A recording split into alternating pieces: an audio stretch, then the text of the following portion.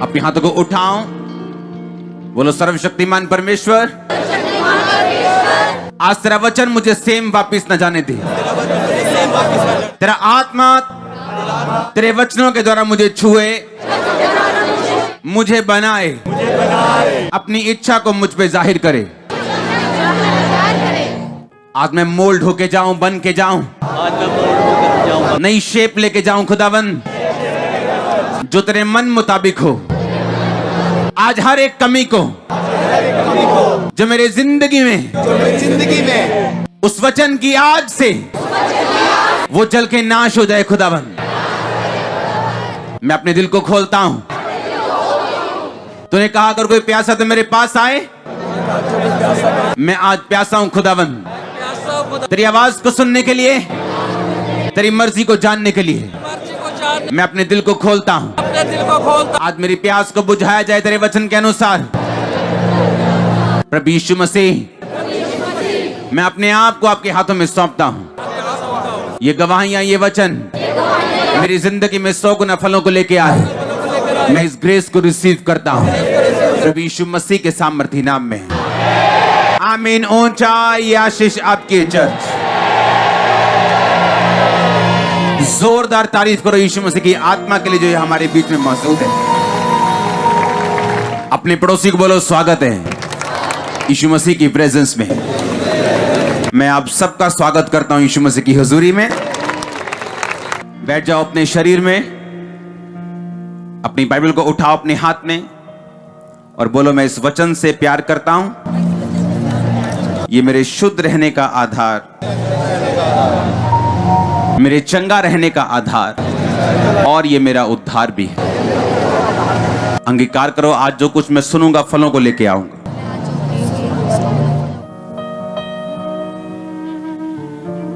प्रभु यीशु मसीह के नाम में तारीफ करो जोर से।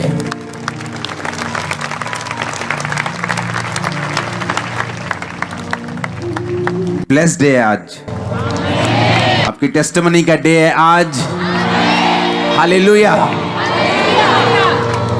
मुझे एक बात मालूम है कि परमेश्वर ने जब भी आपसे बात की है उसने वचन से की है। अगर अब्राहम ये प्रार्थना कर रहा था कि परमेश्वर मेरे को बेटा दे जो तूने वायदा किया था, तो बाइबल कहती है जब परमेश्वर उसके सामने प्रकट होते तो बोलते हैं अब्राहम मेरी उपस्थिति में चलता जा और सिद्ध होता जा। इसका मतलब क्या है? इसका मतलब उसे मालूम था कि सिद्ध कैसे होना है, उसे मालूम था परमेश्वर की मर्जी क्या है, लेकिन फिर भी वो उसे पूरा करने में थोड़ा सा पीछे था। और बाइबल कहती परमेश्वर का वचन जब उसके पास आया और उसने अपनी कमियों को निकाला, तो जो वो 25 साल से 24 साल से इंतजार कर रहा था उसके पास था। कई लोग सोचते हैं मैं बीमार हूं, मुझे फाइनेंशियली ट्रबल है, मुझे ये मुश्किल है, मुझे वो प्रॉब्लम है। और आज जब मैं चर्च में जाऊंगा तो जब ले हैंड होगा मैं हील हो जाऊंगा। और जब आज मैं चर्च में जाऊंगा, हो सकता है जब मैं वापस जाऊं तो मुझे किसी हेल्पर की कॉल आ जाए कि भाई साहब 4 लाख रुपया ले जाओ, आपका कर्जा उतार दो। कई बार परमेश्वर ऐसे भी काम नहीं करता। हालेलुया। कई बार वो ऐसे काम नहीं करता जैसा आप सोचते हैं। जब मैं अपनी मसीही शुरुआती दिनों में था तो मुझे बहुत ज्यादा जल्दी थी कि मैं ठीक हो जाऊं जिस तरह बाकी लोग ठीक हो रहे हैं। और यही बात मुझे ज्यादा निराश करती थी। ज्यादा लोगों से, दूसरे लोगों से ज्यादा निराश मैं रहता था मसीह में आने के बावजूद भी, क्योंकि उनको मैं हील होते देखता था लेकिन अपनी हीलिंग को मैं देखता नहीं था। लेकिन परमेश्वर की सामर्थ को मैं भी महसूस करता था, उसकी पावर को मैं भी महसूस करता था। और एक दिन जब मैं प्रार्थना कर रहा था, परमेश्वर के वचन में आया, हे मेरे प्रिय भाइयों हियाव बांधो और दृढ़ रहो, क्योंकि तुम जानते हो मसीह में की गई मेहनत कभी व्यर्थ नहीं जाती। यह मेरे लिए शॉकिंग पॉइंट था। मैंने कहा परमेश्वर का वचन कह रहा है कि मुझ में की गई मेहनत कभी भी व्यर्थ नहीं जाती, पर मैं तो मेहनत कर ही नहीं रहा हूं। मैं तो 20 मिनट की प्रार्थना करता हूं और परमेश्वर से यह एक्सपेक्ट कर रहा हूं कि मेरी इतनी इतनी बड़ी बीमारियां जो डॉक्टर नहीं कर सकते, मैं उसको एक्सपेक्ट कर रहा हूं। परमेश्वर से यह मांग कर रहा हूं कि मेरी इतनी बड़ी बीमारियां चली जाएं, मेरे इतने बड़े रोग चले जाएं, मेरा परिवार ठीक हो जाए, सब मेरे विरोधी विरोध करना बंद कर दें, मेरे रास्ते साफ हो जाएं, इतनी बड़ी मैं डिमांड्स कर रहा हूं, लेकिन मेरी प्रार्थना कितनी है? 20 मिनट। तब क्या होता था कि जैसा आप वचन सुन रहे हैं आज, हर हफ्ते, हर संडे, हर थर्सडे आप ऑनलाइन सुन लेते, यहां सुन लेते, तब ऐसा नहीं था। हिंदी में कुछ ज्यादा डीप प्रीचिंग सुनने के लिए बहुत एफर्ट करना पड़ता था, फिर इंग्लिश में जाना पड़ता था, इंग्लिश में सुनते थे उसको, और फिर उसको समझते थे कि कैसे करना है, क्योंकि जहां हम ग्रुप्स में जाते थे बंदगी करने के लिए, वहां इतनी डीप प्रीचिंग नहीं होती थी। 1-2 टॉपिक होते थे, हर संडे उसी पे प्रचार होता था। तो परमेश्वर को पूरी तरह से समझना जो था, वो हमारे लिए एक एफर्ट लगता था, एक जोर लगता था कि क्या करें हम अपनी लाइफ में। और मैंने एक बात देखी, आपकी लाइफ का बड़ा ब्रेक थ्रू, वो हीलिंग हो, डिलीवरेंस हो, आपके परिवार का उद्धार हो, एनीथिंग जो आप चाहते हैं, परमेश्वर हमेशा उसे अपने वचन के जरिए भेजते हैं। हालेलुया। और उस वचन में क्या आया? मेरे भाइयों, हियाव बांधो और दृढ़ रहो, क्योंकि तुम जानते हो मसीह में की गई मेहनत कभी भी व्यर्थ नहीं जाती। ये मेरे लिए एक शॉकिंग वर्ड था, क्योंकि बाइबल में बहुत पढ़ता था रोज, ताकि मेरा मेंटली अपसेट के अटैक खत्म हो जाए, पढ़ते रहना 2 घंटे, 3 घंटे, 4 घंटे। लेकिन ये वचन मुझे ऐसा लगा कि ये परमेश्वर ने खास आज मुझसे बात की है मेरे ट्रबल को खत्म करने के लिए। वहां से एक जर्नी शुरू हुई, वहां से एक यात्रा शुरू हुई मेरी मसीह जिंदगी के अगले लेवल की, जहां से 40 रोजे रखने की शुरुआत हुई, रोज घंटों प्रार्थना करने की शुरुआत हुई। और उस मेहनत ने, जो परमेश्वर ने अपने ही ग्रेस से मुझसे ली, इसलिए आज आप मुझे यहां देखते हो। और मिनिस्ट्री में आपने देखा पिछले कई सालों में कई तरह के विरोध, कई तरह की दिक्कतें, कई तरह की मुश्किलें, लेकिन आपने आधा इंच भी इसको हिलते हुए नहीं देखा होगा, और कभी किसी को निराश नहीं देखा होगा, और हमेशा बढ़ते हुए देखा होगा। आप सुन रहे हैं मेरी बात के नहीं? ये उस वचन का नतीजा था जो शुरुआत में मुझे मिला। हालेलुया। वो अपने हमेशा वर्ड को भेजता है, आपको वचन को भेजता है, आपको चंगा करने के लिए या आपको जगाने के लिए। लूका की पुस्तक उसका 11 बाब उसकी 5 आयत को हम पढ़ेंगे। तब यीशु मसीह ने उनसे यानी चेलों से कहा, तुम में से ऐसा कौन है कि यदि तुम्हारा कोई दोस्त मित्र हो और वो आधी रात को तुम्हारे पास जाकर कहे, हे मित्र मुझे 3 रोटी दे, 3 रोटियां दे, क्योंकि एक यात्री मित्र मेरे पास आया है और उसके आगे रखने के लिए मेरे पास कुछ नहीं। और वह भीतर से उत्तर दे, मुझे दुख ना दे, द्वार अभी बंद है, मेरे बच्चे मेरे पास बेड पर हैं, इसलिए मैं तुझे उठकर नहीं दे सकता। मैं तुझसे कहता हूं, यदि उसका दोस्त होने पर भी वो उसे उठकर ना दे, तो भी उसके शर्म छोड़कर मांगने के कारण उसे जितनी आवश्यकता हो उतनी उठकर देगा। और मैं तुमसे कहता हूं कि मांगो तो तुम्हें दिया जाएगा, ढूंढो तो तुम पाओगे, खटखटाओ तो तुम्हारे लिए खोला जाएगा। क्योंकि जो कोई मांगता है उसे मिलता है, जो कोई ढूंढता है वह पाता है, जो कोई खटखटाता है उसके लिए खोला जाएगा। तारीफ करो जोर से। यीशु मसीह हमेशा अपने चेलों को एग्जाम्पल देके, अपने लोगों को कई बार एग्जाम्पल देके समझाते थे। उन्हें ऐसी कोई बात नहीं समझाते थे जो उनके सिर के ऊपर से निकल जाए। यीशु मसीह ने एग्जाम्पल दी। उसने कहा, एक मित्र कहता है, एक मित्र के पास जाकर आधी रात को खड़का के बोलता है कि मेरा कोई रिश्तेदार दोस्त आया अभी आधी रात को, मुझे रोटियां दे, मेरे पास उसको देने के लिए कुछ नहीं। कहता अंदर से आवाज आती है कि मैं अपने बच्चों के साथ बेड पे हूं, मैं तुझे उठकर नहीं दे सकता। कहता तो भी ये नहीं कि वो उसका दोस्त है, इसलिए नहीं। कहता इसलिए कि उसने शर्म छोड़कर, कि बेशर्म हो गया वो, और कहता ही रहा, नहीं यार पाजी दे लो यार, प्लीज यार दे लो, है नहीं कुछ मेरे को। कहता लगातार वो खड़काता रहा, नॉक करता रहा।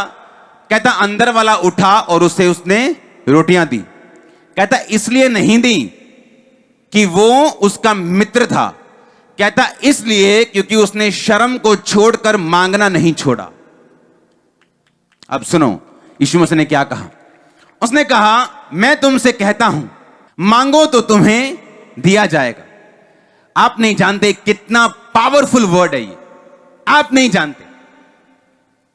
जब मैं उठा एक दिन तो पवित्र आत्मा ने मुझसे कहा, डैनियल पढ़ नहीं रहा था, मैं स्टडी नहीं कर रहा था, महीने पहले सुना नहीं था, किसी से बात नहीं हुई कि डैनियल 3 टाइम परमेश्वर के सामने जाता था, प्रार्थना और धन्यवाद परमेश्वर को चढ़ाता था, और परमेश्वर मुझसे यह कह रहा था कि मैं भी उसी की तरह रोज जाऊं और अपनी विनतियां और प्रार्थनाएं परमेश्वर के सामने रखूं। होता क्या है, परमेश्वर इसमें एक बहुत पावरफुल वर्ड आपको बता रहे हैं। उसने कहा, मांगो तो दिया, ढूंढो तो तुम, खटखटाओ तो तुम्हारे लिए। जो कोई मांगता है उसे मिलता है, जो कोई ढूंढता है वह पाता, जो खटखटाता है उसके लिए खोला जाएगा। तुम में से ऐसा कौन होगा, कौन पिता होगा कि उसका बेटा उससे रोटी मांगे और वह उसे पत्थर दे, मछली मांगे तो उसे सांप दे, अंडा मांगे तो उसे बिच्छू दे। तुम बुरे होकर अपने बच्चों को अगर अच्छी वस्तुएं देना जानते हो तो तुम्हारा स्वर्गीय पिता अपने मांगने वालों को पवित्र आत्मा या अच्छी वस्तुएं क्यों ना देगा। अगर आपको यह वचन समझ आ जाए ना, आप दुनिया की कोई भी चीज प्रार्थना के द्वारा अपनी लाइफ में एंटर करवा सकते हो, एनीथिंग। वो क्या कह रहा है सुनो। उसने कहा, एक दोस्त किसी के दरवाजे पे गया और बोला कि मेरा कोई भाई दोस्त आया है, मुझे 3 रोटियां चाहिए। अंदर से आवाज आती कि मैं नहीं दे सकता, मेरे बच्चे मेरे साथ सो रहे हैं, तो चला जा। यीशु मसीह ने कहा, फिर भी अंदर से उसने उठ के उसे रोटियां दी, इसलिए नहीं कि वो उसका दोस्त था जो खड़का रहा था, इसलिए कि उसने शर्म को छोड़ दिया और लगातार खटखटाता रहा। यीशु मसीह ने कहा, मांगो तो तुम्हें। अगर आपने गिव अप कर दिया, अरे क्या चर्च जाता तू हर संडे, तेरी टांग तो भी ऐसी ही है, शर्म आ गई, मांगना छोड़ दिया। यीशु मसीह ने कहा, उससे सीखो जिसने शर्म नहीं की और मांगना जारी रखा। अरे क्या फिर वीरवार किराया तो है नहीं तेरे पास, लेकिन उसे मालूम है यीशु मसीह में की गई मेहनत कभी भी व्यर्थ नहीं होगी। सुनो मेरी बात, यीशु मसीह ने कहा, मांगो तो तुम्हें, ढूंढो तो तुम, खटखटाओ तो तुम्हारे लिए। कहता तुम मांगो, ढूंढो, कि मांगने के साथ साथ तुम्हें परमेश्वर की मर्जी को भी ढूंढना है। कि मैं अकेला मांग रहा हूं, सिगरेट पी पी के तो नहीं मांग रहा हूं, शराब पी पी के तो नहीं मांग रहा हूं, ब्लू फिल्में देख देख के तो नहीं मांग रहा हूं कि मेरी पुकार सुनी नहीं जा रही। उसने कहा, ढूंढो तो तुम पाओगे। कहता तुम मांगोगे तुम्हें दिया जाएगा, ढूंढोगे तुम तो पाओगे। इब्रानिया 11 उसकी 6 में लिखा, मैं लास्ट आयत पढ़ूंगा, चलो मैं शुरू से पढ़ता हूं। विश्वास बिना उसे प्रसन्न करना अन्न होना, क्योंकि परमेश्वर के पास आने वालों को विश्वास करना चाहिए कि वह है और वह अपने खोजने वालों को, अपने ढूंढने वालों को प्रतिफल देता है। एक तरफ से आप मांग रहे हैं, परमेश्वर मेरा ये काम कर, मेरा ये काम कर, मुझे हील कर, मुझे मैरिटल ब्रेक थ्रू दे, मुझे फाइनेंशियल ब्लेसिंग दे, मेरे कर्जे से मुझे आजाद कर। कहता साथ साथ तुम उसे क्या करोगे, ढूंढोगे। कैसे? अपनी कमियों को देखकर, वचन से ढूंढोगे उसको और अपने आप को साफ करते जाओगे, लेकिन मांगना नहीं छोड़ोगे। और उसने कहा जब तुम मांगना नहीं छोड़ोगे तो वो अपने खोजने वालों को क्या देता है, प्रतिफल।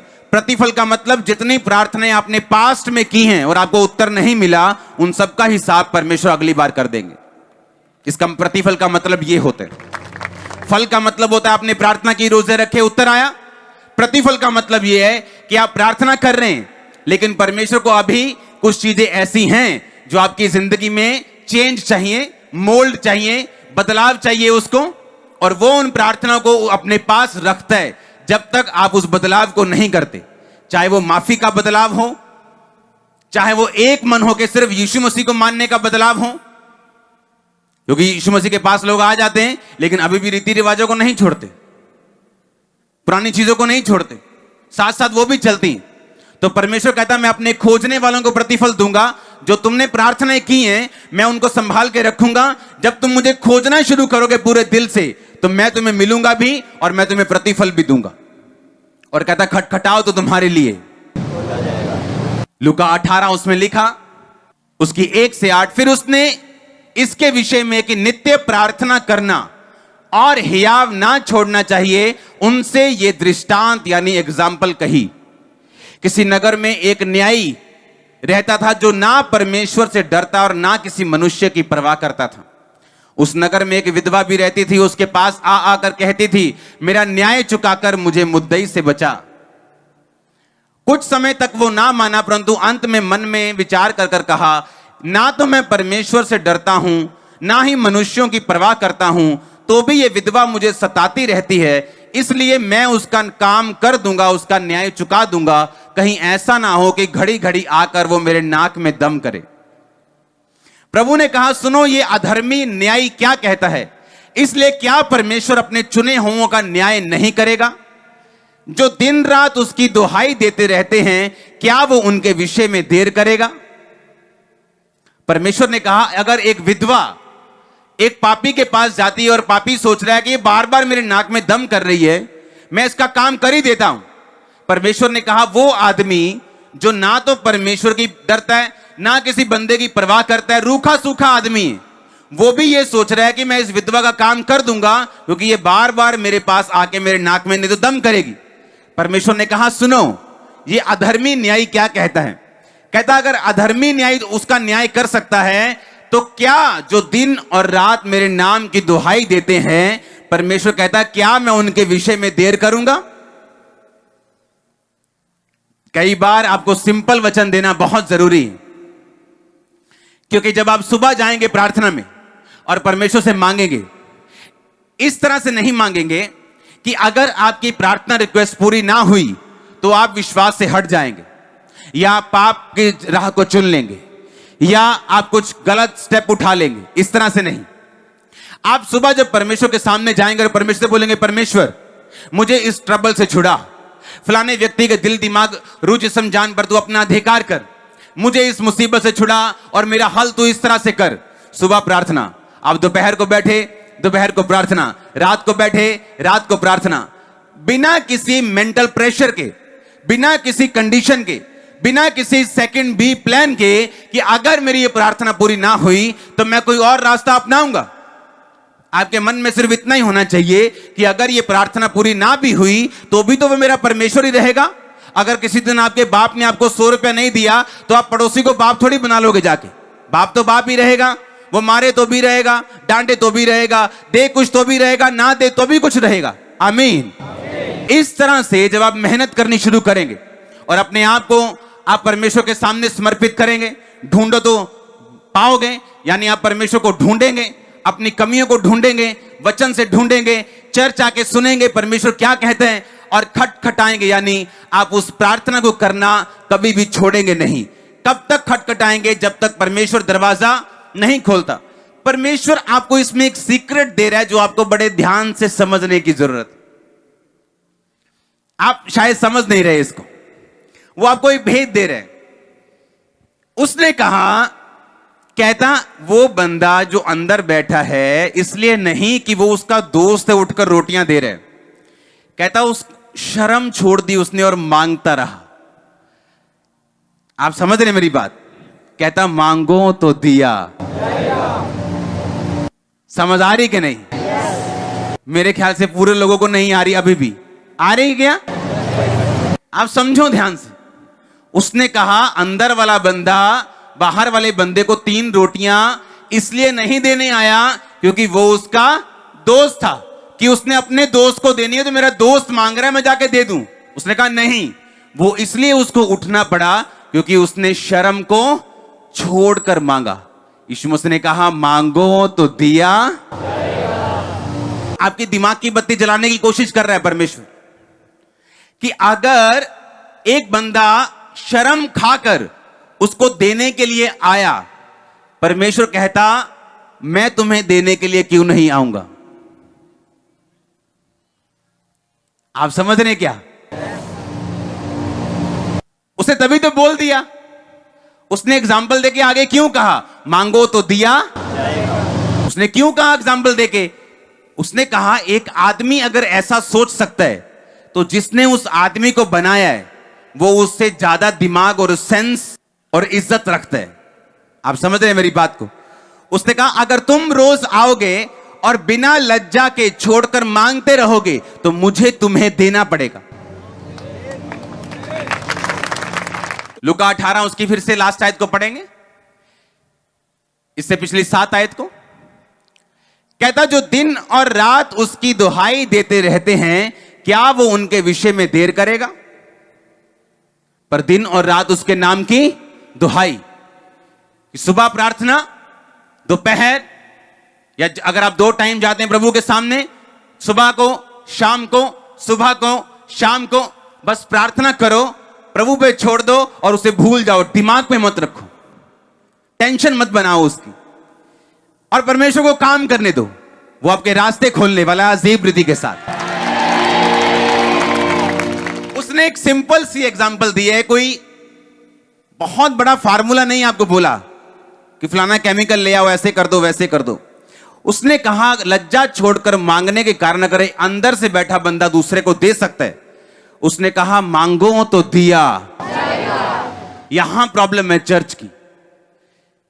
कहता जो दिन और रात मेरे नाम की दुहाई देते हैं, वो अपनी सेहत के लिए हो, वो आपके फाइनेंस के लिए हो, वो आपकी चर्च के लिए हो, वो आपके बच्चों के लिए हो, वो आपके परिवार के लिए हो, या आपके देश के लिए हो, वो किसी भी चीज के लिए हो, परमेश्वर ने कहा अगर दिन और रात तुम मेरे नाम की दुहाई दोगे, मांगना नहीं छोड़ोगे, ढूंढना नहीं छोड़ोगे, खटखटाना नहीं छोड़ोगे, तो परमेश्वर ने कहा अगर एक संसारिक बाप अपने बच्चों को रोटी मांगने पर रोटी ही देता है, सांप नहीं देता, बिच्छू नहीं देता, पत्थर नहीं देता, तो मैं अपने मांगने वालों को अच्छी वस्तुएं क्यों ना दूंगा, पवित्र आत्मा क्यों ना दूंगा, जो वो मांग रहे वो क्यों ना दूंगा। आप मेरी बात समझ रहे कि नहीं? प्रॉब्लम कहां पर है? प्रॉब्लम यहां है कि आज जो कलीसिया की प्रेयर लाइफ है वो 0 हो चुकी है। किसी की आधा घंटा है, किसी की 15 मिनट है, किसी की 1 घंटा है, किसी की 1.5 घंटा है। बट 1.5 घंटा तो मतलब पूरी जबरदस्त जिसकी लाइफ है उसकी। लेकिन ये वो प्रेयर नहीं जो आपके बड़े मसलों के हल करे। क्रोसिन से आप सिरदर्द ठीक कर सकते हो, टीबी ठीक नहीं कर सकते, लेकिन होता दोनों में बुखार है। लेकिन टीबी वाला बुखार उसकी अलग डोज है संसारिक दृष्टि से, हां या ना? आत्मिक दृष्टि से भी ऐसा ही। आपका ट्रबल कितना बड़ा है, आपकी प्रेयर कितनी छोटी। आपने हाथी पाला हुआ है पर खाना उसे कुत्ते के जैसा दे रहे हो, 1 रोटी 2 रोटी, मर जाएगा वो एक दिन। अगर आपको बिल्ली पालनी है तो उसके उतना खाना चाहिए, लेकिन हाथी पालने हैं तो आपको उतना खाना देना पड़ेगा। ट्रबल कितना बड़ा है, बीमारी कितनी बड़ी, नशा घर में कितना बड़ा है, और प्रेयर कितनी है 15 मिनट। बस जी रब दा नाम ले लीदा, उदा ही ले लीदा नाम, हाय प्रभु दया कर, बस चलो जी प्रेयर हो गई। प्रेरितों के काम में यीशु मसीह ने कहा प्रार्थना करना, मैं पवित्र आत्मा भेजूंगा। पता कितनों को बोला? कितनों को बोला? 500 को। 500 से भी ज्यादा होंगे। और प्रार्थना करते करते करते करते करते करते कितने रह गए? 120। 380 कहां गए? क्योंकि हर एक बंदे के पास धीरज नहीं है कि वो लंबी प्रार्थना कर सके। 2 दिन जोश में कर ली, 3 दिन रात के रोजे दे खामरा चर्च में आगे कर ली, क्या उसको फॉलो किया आपने घर में रोज? नहीं। लेकिन जो लोग लगातार प्रार्थना करते रहे और कंटिन्यू प्रेयर करते रहे और छोड़ा नहीं, लगातार लगातार लगातार, उन पे पवित्र आत्मा उतरा और गैर भाषा उन्होंने बोली और दुनिया को चेंज किया। हां या ना? बात यह है कि आपकी prayer life is equal to जितनी भी है उतना ही आपको हेवनली स्वर्गीय एक्सपीरियंस होंगे, उतना ही हाथ आपको परमेश्वर का अपनी लाइफ में दिखने वाला है। अगर प्रार्थना आधे घंटे की है, आपकी ब्लेसिंग भी आधे घंटे वाली आपको नजर आएगी, पावर भी आधे घंटे वाली नजर आएगी। लेकिन अगर आपको पावर वैसी चाहिए, आपकी प्रेयर लाइफ वैसी होगी।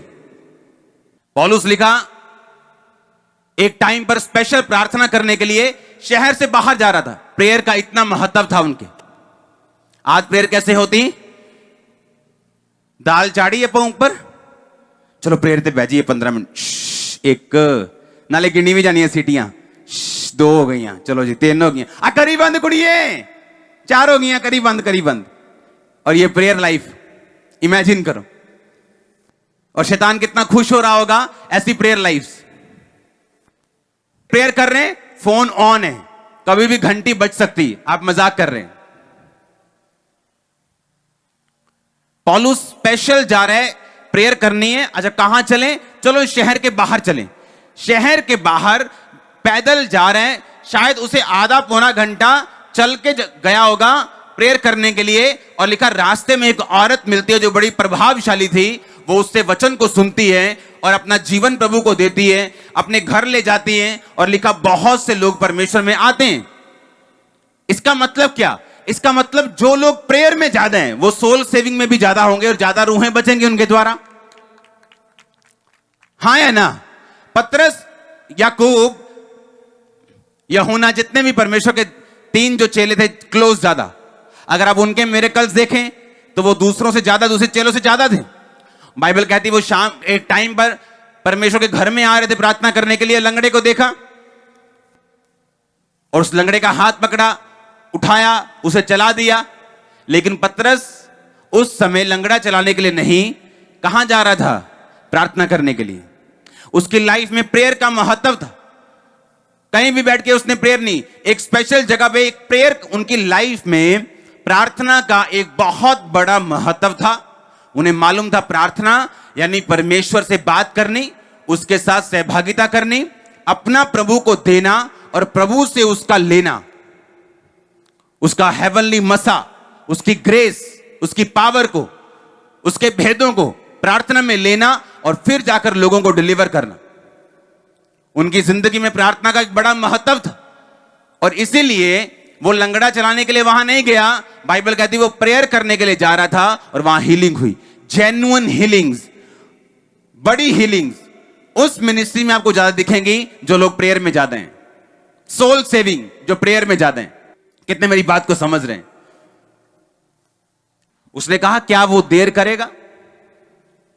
देर करेगा बोलो? जो दिन और रात उसके नाम की दुहाई दे रहे हैं, उसने कहा क्या वो देर करेगा?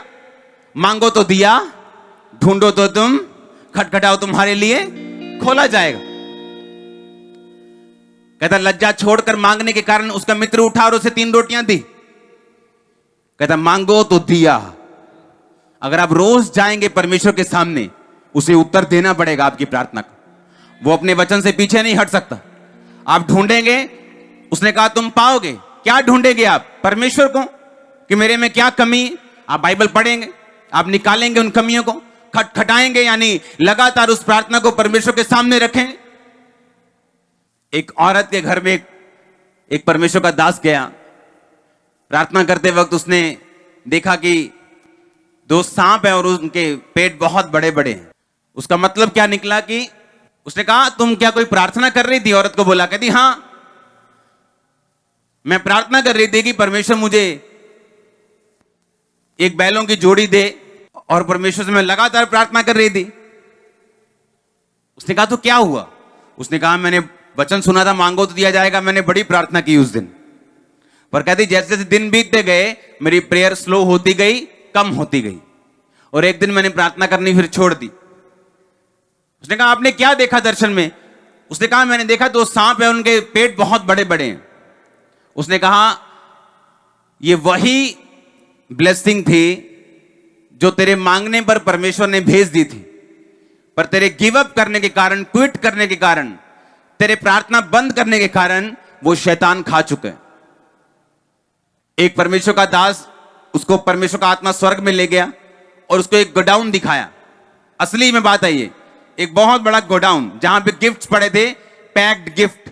तो उसने परमेश्वर को पूछा, परमेश्वर ये क्या है, ये इतने सारे गिफ्ट किन लोगों के लिए, किनको तू भेजना चाहता है? परमेश्वर कहता नहीं, ये लोगों के लिए नहीं है, ये वो लोगों के गिफ्ट हैं जो उनके मांगने के कारण मैंने भेजे थे, लेकिन उनके गिव अप करने के कारण कि जब उनको मिलने वाला था उन्होंने प्रार्थना छोड़ दी, और ये गिफ्ट उन्हीं के हैं लेकिन गोडाउन में पड़े।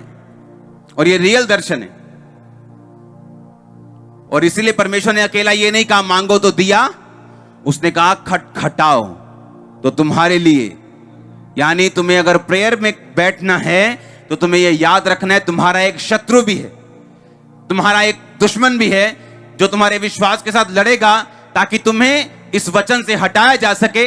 अगर तुम ना हटे तो मुझे तुम्हें देना पड़ेगा, क्योंकि एक विधवा का काम अगर एक पापी बंदा कर सकता है, क्योंकि वो डरता है कि बार बार आएगी, तो परमेश्वर कहता मैं तुम्हारा न्याय क्यों कर नहीं चुकाऊंगा अगर तुम दिन और रात मेरे नाम की दुहाई दोगे। मैं तुम्हें क्यों कर नहीं दूंगा। अगर एक दोस्त अपने शर्म छोड़कर मांगने वाले को दे सकता है तो मैं तुम्हें क्यों ना देगा जो दिन और रात मेरे नाम की दुहाई दे रहे हैं। मैं आपको बता रहा हूं, अगर आपका बेटा मान लो नशे करते हैं, हां बिगड़ा हुआ है, अंत का बिगड़ा हुआ है, अब टीके भी मतलब जबरदस्त लगा रहा है, मान लो लास्ट पोजीशन में चला गया, और आपने ये वचन सुनकर रोज परमेश्वर के सामने बैठने का फैसला कर लिया।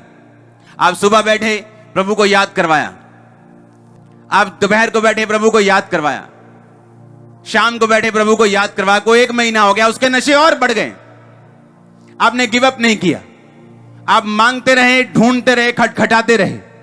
एक दिन बस स्वर्गदूत ने एक थप्पड़ उसके जड़ने है, बस नशा सब छूट जाना है एक दिन में। मैं आपको बताऊं, जितना आपका मिरेकल, जितना आपको आपकी बीमारी बड़ी लगती, 1 सेकंड दूर है उसकी हीलिंग। ये मेरा एक्सपीरियंस है। आपको लगे ना 10 साल से प्रार्थना करने के कारण 1 पॉइंट भी फर्क नहीं पड़ा, मैं आपको बता रहा हूं 1 इंच दूर है तभी भी हीलिंग। मैं आपको सच कह रहा हूं, 1 इंच। ये मेरे लाइफ का एक्सपीरियंस है। आपने गिव अप नहीं करना, आपने खटखटाना नहीं छोड़ना, मांगना नहीं छोड़ना, ढूंढना नहीं छोड़ना, दिन और रात उसके नाम की दुहाई देना नहीं छोड़ना। आप चमकने वाले अगर आमीन हो चाहे चर्च। आप मेरी बात को समझ रहे कि नहीं? हमारा प्रॉब्लम बड़ा है, हमारी प्रेयर लाइफ छोटी है। मान लो आपकी लाइफ में एक ऐसा मसला खड़ा हो गया कि जहां पर आपको वो हल करवाना ही करवाना है। मान लो एक बंदा है जिसको फांसी की सजा है, हां कौन फांसी की सजा माफ कर सकता है? कौन कर सकता है? हां नहीं, उसके बाद जज ने दे दी, राष्ट्रपति, उसके अलावा और कोई नहीं कर सकता। मान लो एक बंदे को फांसी की सजा हो गई, जज ने दे दी, हां पहली कोर्ट ने दे दी, हाई कोर्ट ने, सुप्रीम ने भी दे दी। इमेजिन करो उसे फांसी की सजा माफ करवानी, हां एमएलए के घर से हो जाएगी, सरपंच के घर से हो जाएगी? नहीं, वो रोज जाएगा सरपंच के घर, 10 बार जाएगा रोज, हो जाएगी? आपका घरेलू झगड़ा है, आपका सरपंच उसे मिटा सकता है, हां वो दबका मारेगा, ओए जाका भेजा, हुणे अंदर नहीं था, वो खत्म हो जाएगा। लेकिन अगर बड़ा काम है तो लेवल क्या, उसी हिसाब से काम होगा। आपका काम तो बड़ा है, आपका बेटा मरने पे आ गया, इतने नशे करते हैं, अभी भी आपकी प्रेयर 15 मिनट की है। आपकी बीमारी की इतनी बड़ी रिपोर्ट डॉक्टर ने दी है कैंसर की, लेकिन प्रेयर लाइफ अभी भी आधा घंटे की है। आप अपने आप के साथ मजाक कर रहे हो। आप बोलते नहीं जी मैं तो हाथी को रोज खाना खिलाता हूं। कितना? 2 रोटियां। ये तो बताया नहीं 2 रोटियां देता हूं रोज, पर हाथी मर गया जी। खाना रोज देते थे? हाँ जी रोज देता था। पानी रोज पीता था? हाँ जी रोज जी। कोई बीमारी तो नहीं थी? नहीं जी। पर रोटियां कितनी देते थे? 2 जी। मैं कहा मैं भी 2 खाना, मैंने भी 2 दे देना। आप समझ रहे मेरी बात को कि नहीं? केस कितना बड़ा है। लाइफ दांव पे लगी, मैरिज किसी की दांव पे लगी, किसी का बिजनेस दांव पे लगा है, और प्रेयर कितनी है? आधा घंटा। और यीशु मसीह कह रहे हैं मांगो तो तुम्हें दिया, वो आपको पावर दे रहे हैं, आप इस पावर को रिसीव करके जाओ। आज आप मेरी बात समझ रहे हो कि नहीं? वो आपको पावर दे रहे हैं, वो आपको अधिकार दे रहे हैं। उसने ये नहीं कहा तुम जितना मर्जी मांगो मैं अपनी मर्जी से दूंगा, मैं तुमको पूछता भी नहीं, मैं जानता भी नहीं। वो ऐसा बोल सकता था, वो परमेश्वर है कि जब चाहे तब दूंगा। तो क्या कर लोगे तुम? केस कर दोगे? उसने कहा मांगो तो तुम्हें दिया जाएगा। लज्जा छोड़कर मांगते रहोगे। अगर एक बंदा दूसरे बंदे की हेल्प कर सकता है तो यीशु मसीह ने कहा मैं तुम्हारी हेल्प क्यों नहीं करूंगा।